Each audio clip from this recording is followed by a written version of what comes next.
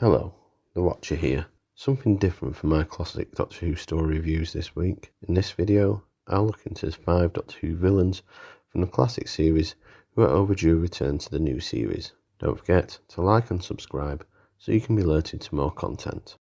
Since the show returned in 2005, we have seen the Daleks, Davros, Cybermen, the Master, Sontarans, Ice Warriors, Silurians, Rutans, the Nesting Consciousness, the Great Intelligence, Macra, Rassilon, Zygons, and probably others that I've missed off, all return.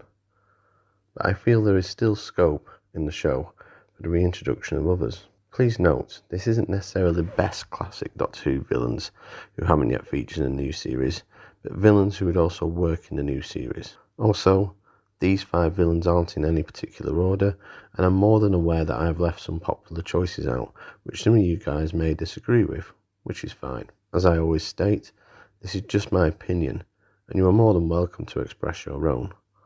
Also, this video could also become dated, as it is always possible for any of these villains to return to the screen.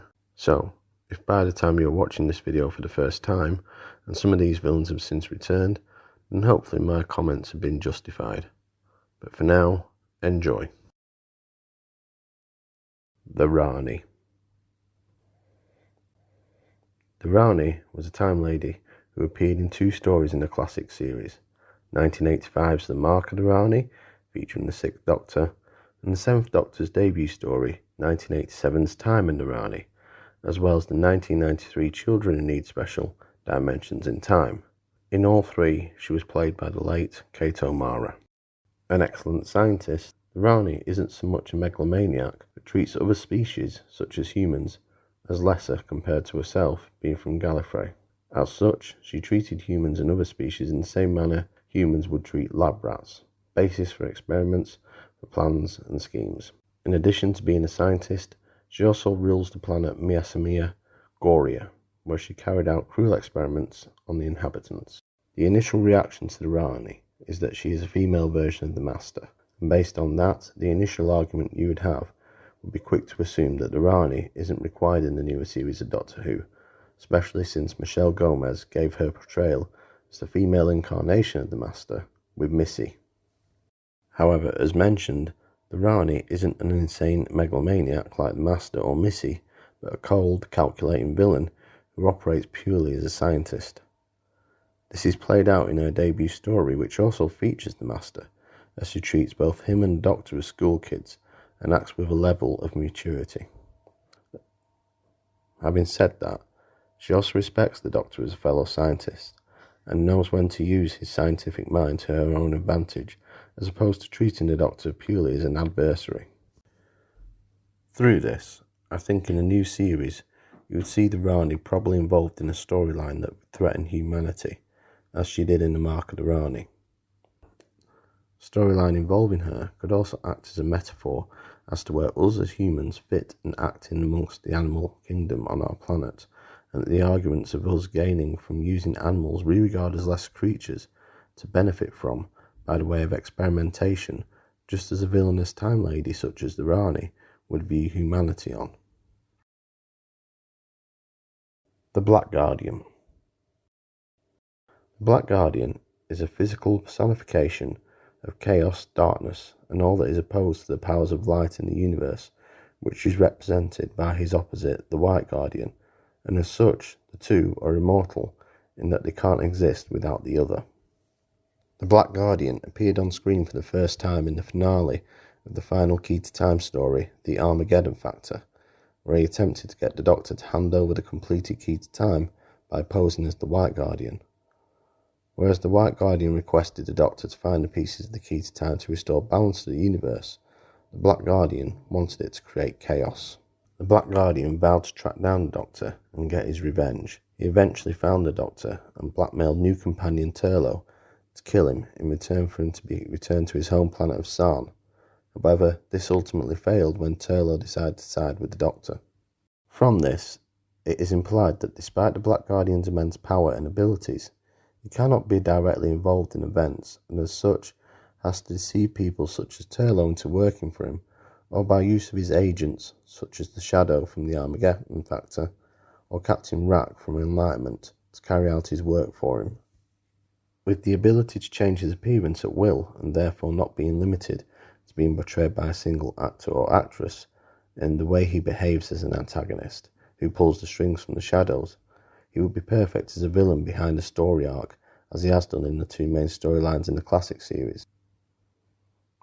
Using various characters who act as adversaries or allies to the Doctor, he could blackmail them into going against the Doctor and doing his bidding, all the while he watches in the shadows.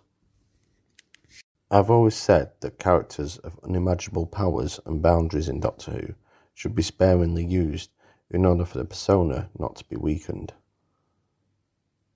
The Black Guardian has been used like this in the previous appearances in the classic series by means that he wasn't necessarily the main villain but was still influencing events.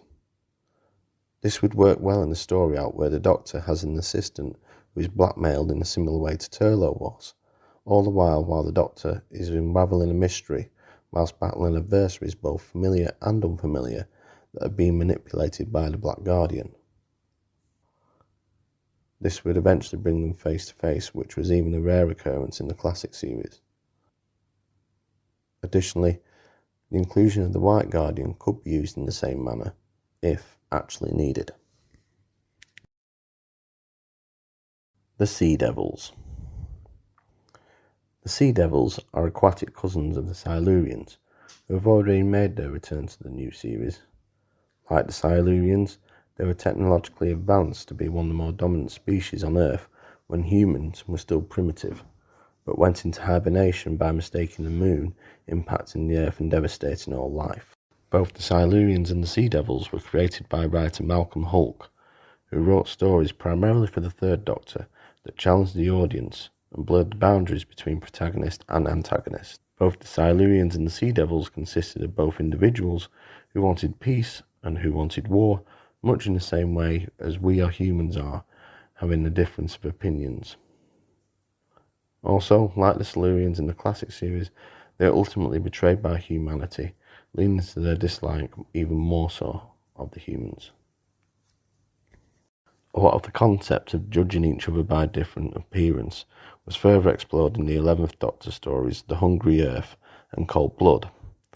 However, one of the differences between the Silurians and the Sea Devils, other than appearance, is that the Sea Devils are aquatic based and seem to have adopted more of a warrior culture. The warrior culture itself was perhaps overplayed in their last appearance, Warriors of the Deep, where the Silurians, who appeared as more intelligent, woke the Sea Devils up from hibernation, merely to use them as soldiers. The Sea Devils have much more potential than this, and as such I feel like they deserve a return where their indifferences with humanity could suit a more military warlike based episode, which would act differently to the Silurian orientated episodes. Their storyline could still involve Silurians if required, but with them perhaps acting on equal partnership in order to succeed where Warriors of the Deep failed. A story based at sea, either above or underwater, could potentially be built around a story of fear and tension, or alternatively the production team could go all out a little more by showing a more full-blooded battle between the Sea Devils and humans. Either way, I think they deserve a reintroduction, even if to just right the wrongs created by Warriors of the Deep and show that they are more than just foot soldiers for hire by their Solarian cousins. Meddling Monk. Meddling Monk was the very first Time Lord adversary the Doctor came across in the series, serving as the main villain in The Time Meddler, where he got his name by posing as a medieval monk, as well as having a bit part in the Dalek Master Plan. Unlike other Time Lord adversaries such as the Rani or the Master, the Meddling Monk isn't so much evil and wanting to allow destruction, but more of a rebellious Time Lord, in a similar way to the Doctor, but different in that he revels in attempts to break Gallifreyan law by becoming involved by personally altering histories in some ways, in his opinion, to benefit the civilization or species he is set within to make them more advanced. As such, he only really opposes the Doctor when the Doctor makes his moves to stop his meddling. Being a Time Lord, he is naturally able to regenerate, which also means that he wouldn't have to be limited exclusively to one actor if he is reused. Although he is a villain, in a way that him and the Doctor have a different opinion, he is a character that could be portrayed fundamentally as both an ally and an adversary of the Doctor, whenever it suited him best. Certainly, underused in the original series, a character with plenty of scope for development, in particular in the new series. The Rutans. The Rutans were a species heavily mentioned throughout Doctor Who, but only ever appeared in one story. Mentioned a lot due to their ongoing war with the Sontarans, it is somewhat ironic that their only appearance so far occurred in the story The Horror of Fang Rock, and had nothing to do with the Sontarans. Imagined by writer Terence Dicks as a polar opposite to the Sontarans' appearance of warrior armour-laden and weaponized aliens, the Rutans' natural form is of a green jellyfish creature with the ability to drain electricity and use it as a weapon or defense mechanism. Additionally, they are shapeshifters and were known to kill individuals and take on their appearance, and as such, blend in with others, being unaware. It is understandable, maybe, that their limited appearance in the original series could have partly been down to the available effect of their jellyfish image being difficult to convince, but in this day and age, it shouldn't be an issue. Also, their ability to shapeshift makes them more chilling than their Sontaran arch-rivals, and would fit into an enemy amongst us storyline. Additionally, it would also be an interesting spectacle seeing them finally face off against the Sontarans. The idea of an alien with shape-shifting abilities isn't a new concept to Doctor Who, in particular with the Zygons. But the Rutans, you have added extras with their additional powers of draining electricity and using it as a weapon, as well as creating an isolated setting as they did in the Horror of Fang Rock with the use of fog. As mentioned before, the thought of them facing off against their Sontaran rivals would be a spectacle, in particular with a group of individuals including the main cast of the Doctor and companions being caught in the crossfire and left as an isolated unit, not knowing who to trust and who their enemy is. So, that concludes my list of villains overdue a return to Doctor Who. There are plenty of others I haven't included, such as the Krynoid, the Wirren, the Valiard, Syl, Fenric, Sutekh, and plenty of others which on another day about these villains. As much as I feel these monsters do warrant a return to the series, in my opinion, I'm also a firm believer in original storytelling and feel that any character being reintroduced should be done with there being a story to accompany them. Feel free to put your opinions in the comments below, but remember, it's the end, but the moment has been prepared for.